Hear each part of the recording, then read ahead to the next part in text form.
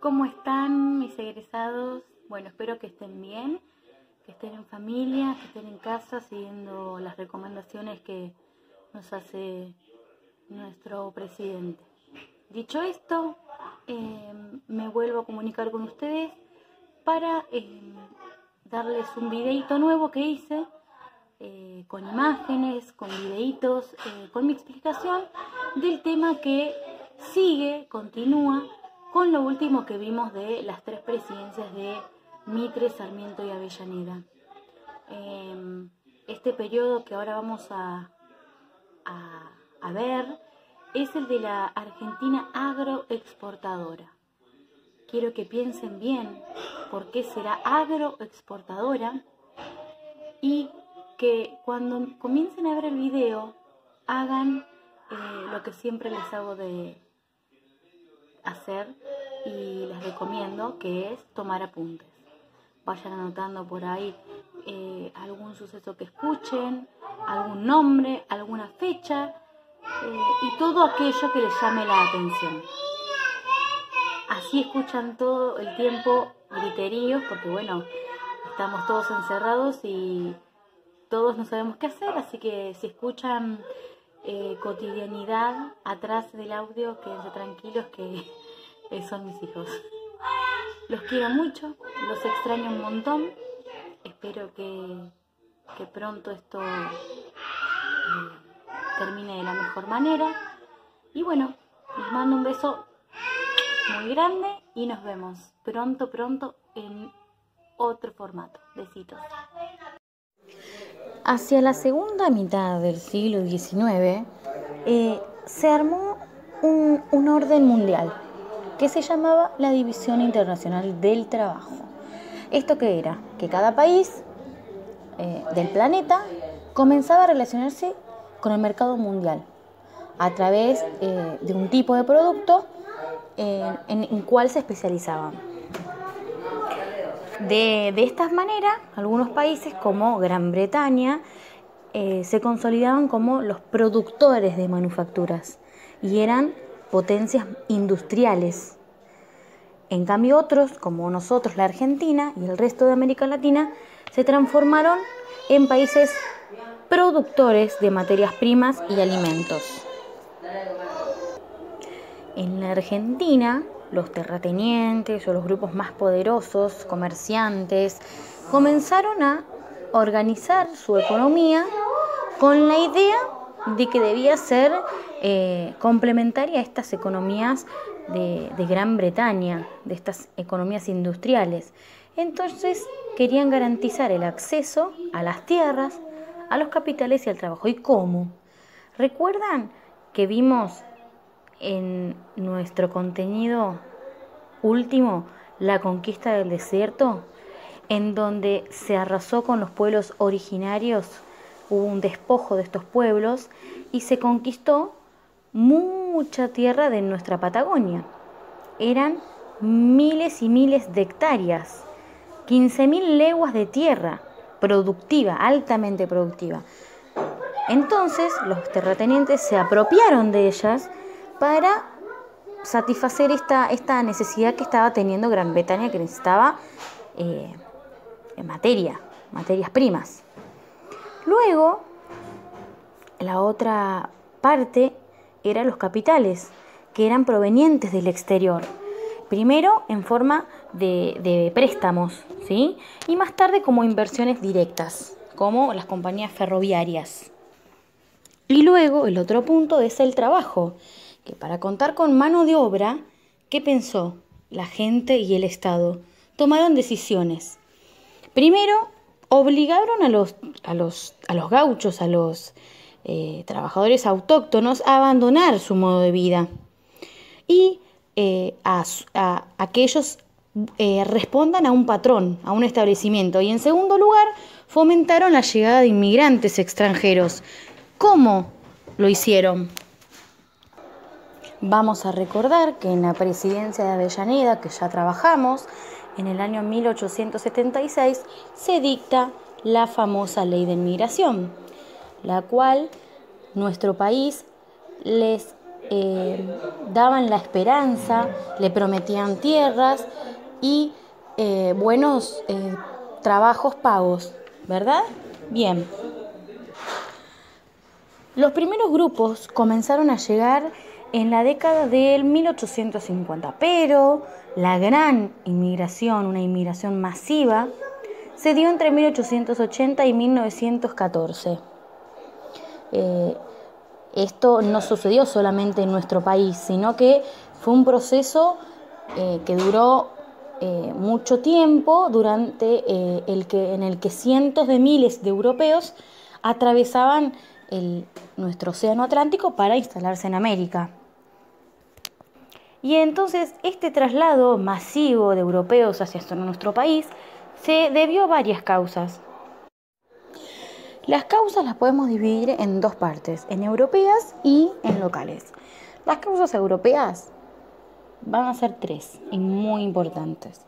Por un lado, la escasez de tierras y falta de trabajo que afectaban a esos países europeos, tanto por el aumento de su población y como el reemplazo de trabajadores por máquinas. La otra causa es que habían guerras que se estaban llevando a cabo en Europa, que los jóvenes intentaban escapar, y también había persecuciones políticas, raciales, religiosas que sufrían estos grupos, perseguidos por sus ideas y por su apoyo al movimiento obrero. Y luego las causas locales, quiere decir que nuestro país estaba necesitando, era la necesidad de mano de obra para aumentar esta producción de las actividades, y la política que estaba desarrollando nuestro Estado, en donde hablamos recién que se ofrecía a los inmigrantes condiciones laborales muy buenas, salarios altos, una estadía muy, muy bien, ¿sí?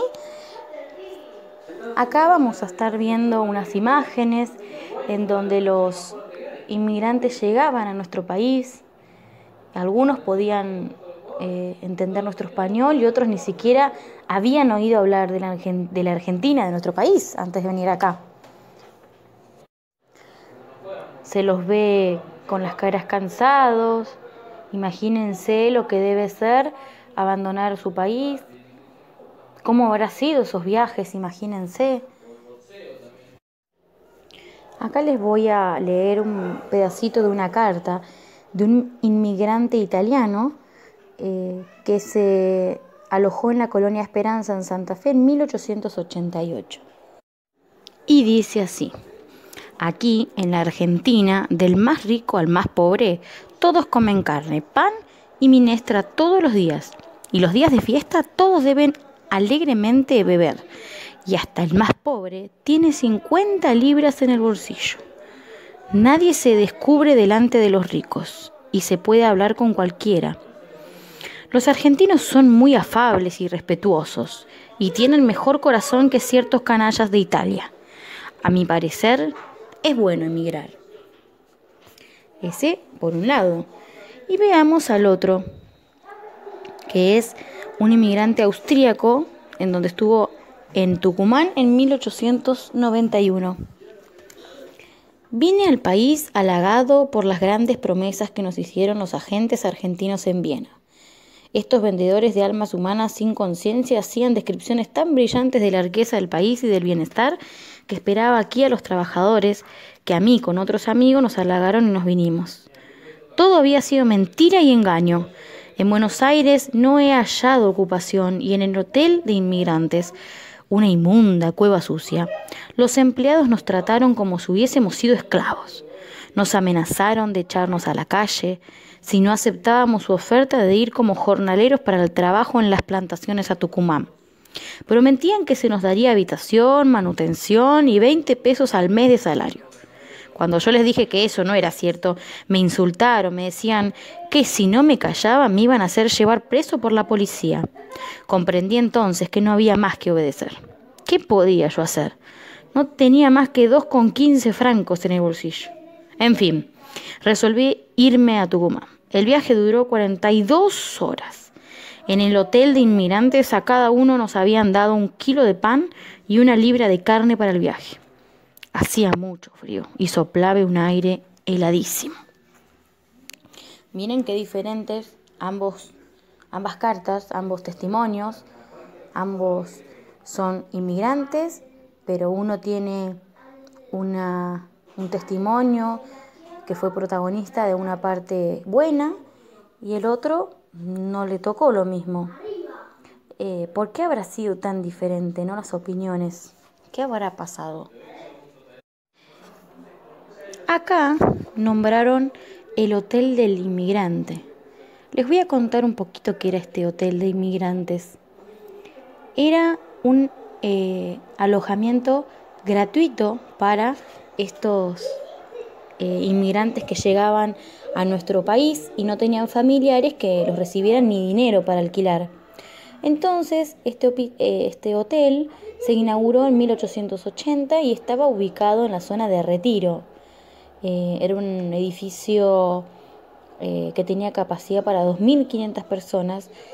Dicen que casi siempre albergaba al doble, que luego en 1906 se hizo una remodelación como para que sea más grande y hoy en día ese gran edificio forma parte del Museo de los Inmigrantes, que está en la capital federal. Este hotel brindaba alojamiento gratuito durante 5 días nada más a los recién llegados. Después ellos tenían que dejar el lugar.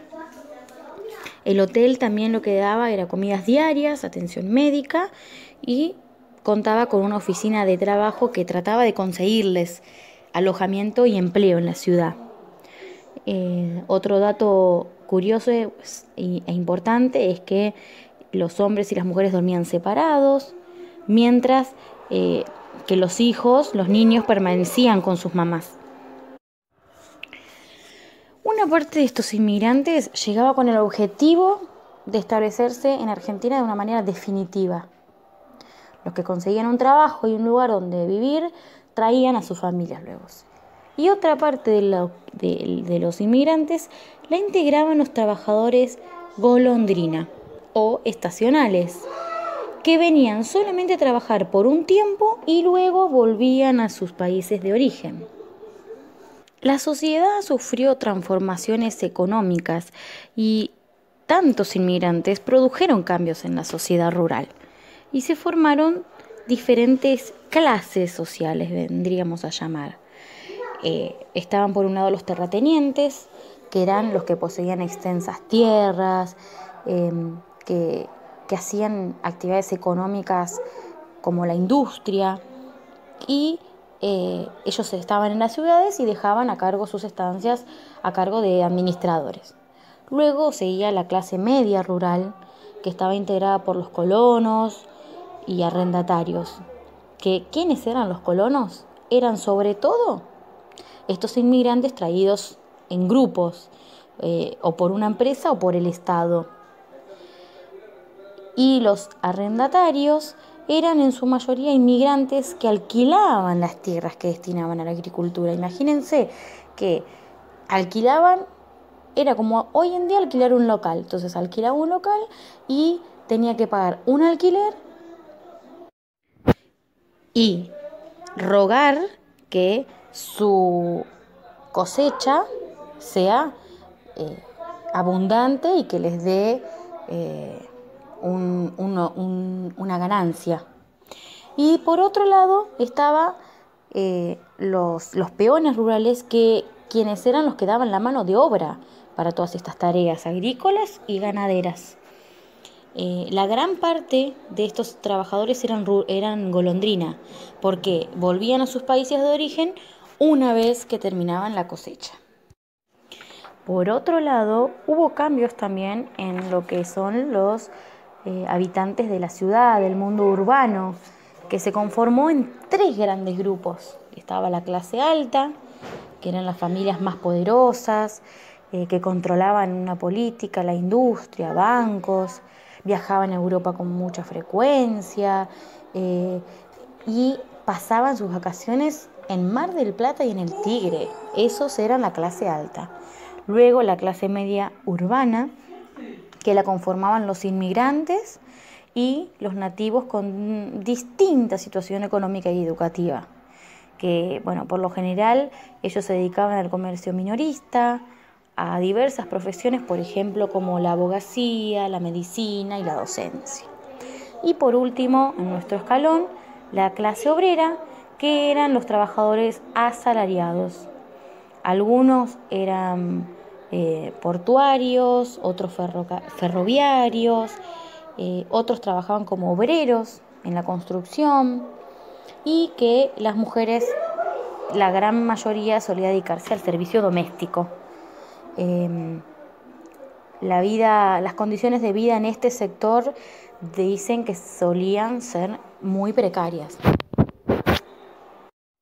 Ahora bien, estuvimos hablando de que esta Argentina necesitaba inmigrantes, y ahora vamos a hablar un poquito de este modelo que se impulsó. Teníamos tierras, teníamos capital y teníamos trabajo. Ahora vamos a ir hacia la formación de una economía agroexportadora, en donde teníamos que ser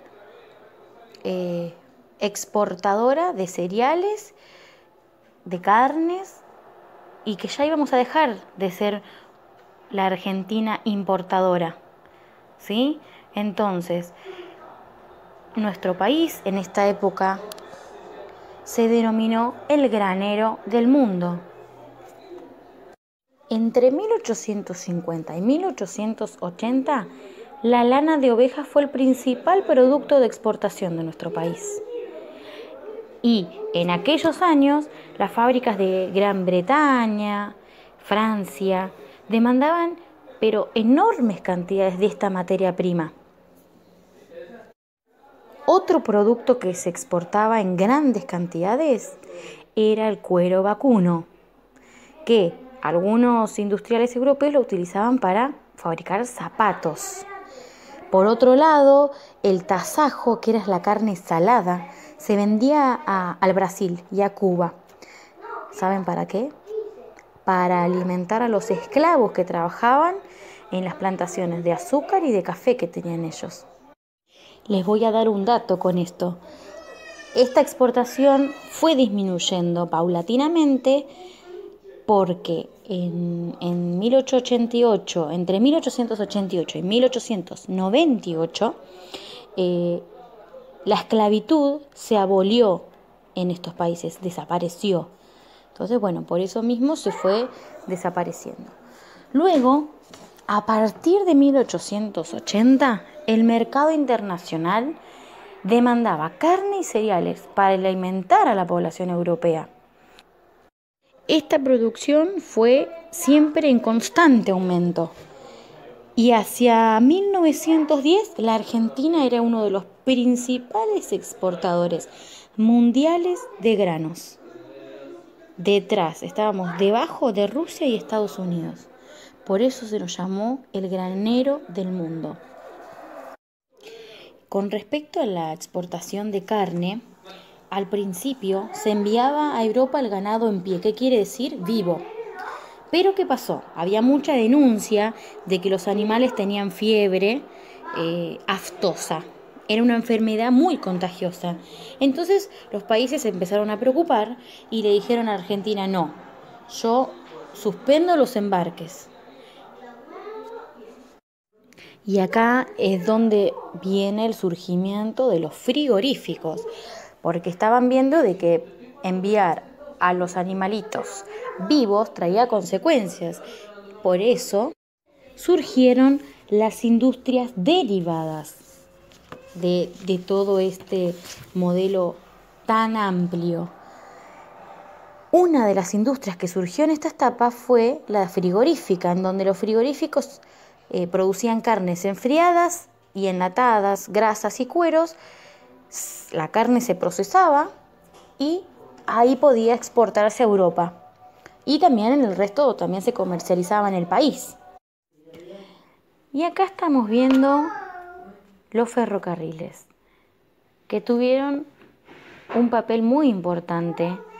Este nuevo medio de transporte fue complemento ideal para el desarrollo de la actividad agroexportadora, ya que era muy veloz y tenía una capacidad de carga que permitía comunicar en poco tiempo las áreas rurales con los principales puertos de embarque hacia Europa: Buenos Aires, Rosario y Bahía Blanca. En la imagen vamos a ver que la red ferroviaria tenía forma de abanico. Casi todas sus líneas terminaban en la ciudad de Buenos Aires, debido a que los ferrocarriles no fueron pensados para comunicar las distintas regiones, sino para llevar a los puertos los productos que se exportaban a Europa. Muchos pueblitos se fundaron próximos a las estaciones de tren o cerca de las vías y sobrevivían gracias al ferrocarril. Miren que avanzó de una manera tan increíble que durante los años de 1870 a 1914, de los 2.500 kilómetros que había en 1880, se pasó a casi 34.000 en 1914 y se convirtió en el más extenso de América Latina. Esta extensión permitió incorporar nuevas tierras a la producción y trasladar rápido los productos a los puertos. Las provincias que tenían mayor cantidad de líneas férreas eran Santa Fe, Córdoba y Buenos Aires.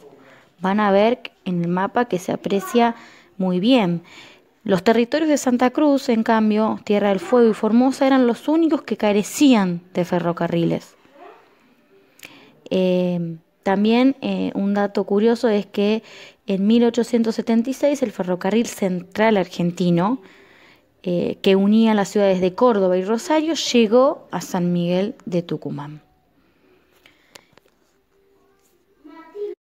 Ahí en la imagen vamos a ver la estación Constitución en 1900. Miren cómo era, que hoy es el General Roca, donde pasa el tren. Era la cabecera del ferrocarril del Gran Sud, que este ferrocarril en 1886 llegó a la ciudad balnearia de Mar del Plata. Miren qué diferente a lo que es hoy. Y mientras la Argentina exportaba los productos agropecuarios a los países industrializados, estos le vendían a nuestro país sus productos industriales. Entonces, las producciones artesanales de algunas provincias ubicadas fuera del área pampeana ya no podía competir con las manufacturas que se importaban del exterior. Por esto, su economía durante esta etapa se estancó. Pero otras provincias, en cambio, lograron adaptarse y su economía desarrolló producciones destinadas al mercado interno. Estas producciones las vamos a conocer como economías regionales. Y vamos a poder observar que en Mendoza, en Cuyo, se concentró en la producción de vinos, en bodegas, con poca inversión tecnológica y mano de obra barata. Eso era lo mejor. Todo lo producido se comercializaba en el país, en especial en las ciudades de Buenos Aires y de Rosario. En la provincia de Tucumán, en el noroeste, se especializaba en la elaboración del azúcar. La producción estaba a cargo de modernos establecimientos que se llamaban los ingenios. Se vendía principalmente en Buenos Aires, aunque también se exportó a Europa. En la provincia de Misiones, en el nordeste de nuestro país, se dedicó a la producción de yerba mate, que se vendía en nuestro mercado local. Primero se basó en la extracción de arbustos de yerba mate que crecían naturalmente, y con el tiempo se fue desarrollando el cultivo en grandes plantaciones. Y por último, el Chaco, parte de Santiago del Estero y el norte de Santa Fe, que es en la región chaqueña de nuestro país, se especializaron en la producción de algodón y en la explotación forestal, sobre todo del quebracho colorado, del que aprovechaban la madera y el tanino. ¿Qué es esto? Era usado para curtir los cueros. Una parte de su producción se vendía en el país y otra se exportaba también. Podemos ver entonces el gran crecimiento que tuvieron las actividades regionales luego de haber estado un poquito abandonadas y no desarrolladas o poco desarrolladas debido al crecimiento de nuestra economía agroexportadora. Esta etapa en nuestro país se extendió hasta fines de la década de 1920, cuando las exportaciones disminuyeron notablemente debido a una crisis económica mundial. Esta crisis mundial se denominó la Gran Depresión en 1929, que afectaba a todos los países, y en 1930 esta crisis se hizo notar. Imagínense un efecto dominó. Si cae una pieza, se van cayendo las de abajo. Bien, Estados Unidos no podía pagar créditos internacionales. Entonces, en Alemania, sus bancos quiebran. Por lo tanto, Inglaterra ya no podía seguir comprando materia prima. Entonces, esto hacía que se cierre el mercado internacional, se restrinjan las compras y por lo tanto en nuestro país realizaba consecuencias. Había desempleos, había salarios que no se pagaban, se seguían pagando mal los salarios y surgían las llamadas huelgas. Etapa de nuestro país del cual vamos a ir desarrollando más adelante.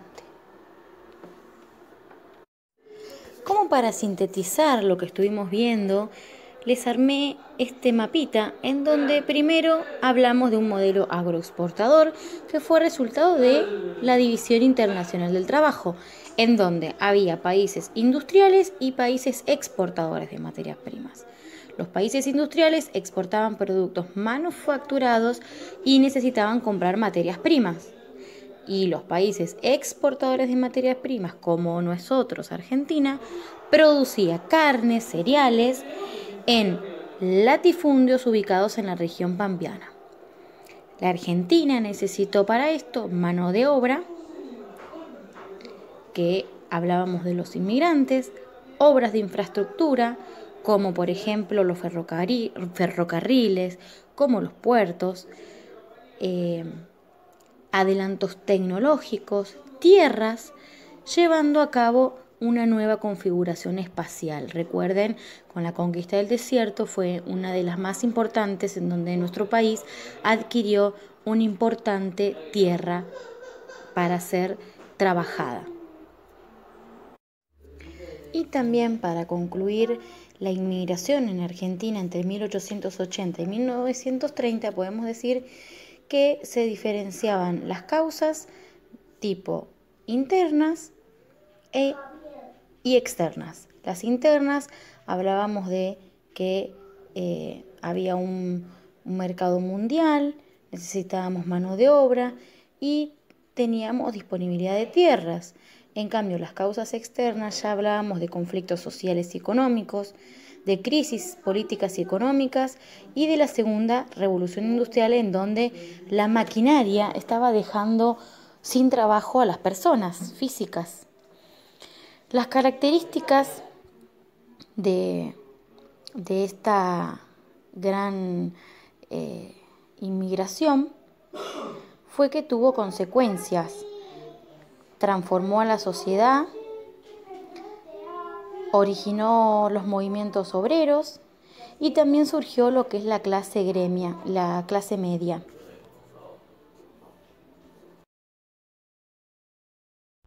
Muy bien, espero que les haya gustado el videíto que les armé. Pronto irán recibiendo de qué manera los vamos a ir trabajando. Lo pueden mirar las veces que quieran está en el formato de YouTube, así que lo pueden ver desde su celular, compu, en cualquier momento. Los quiero mucho.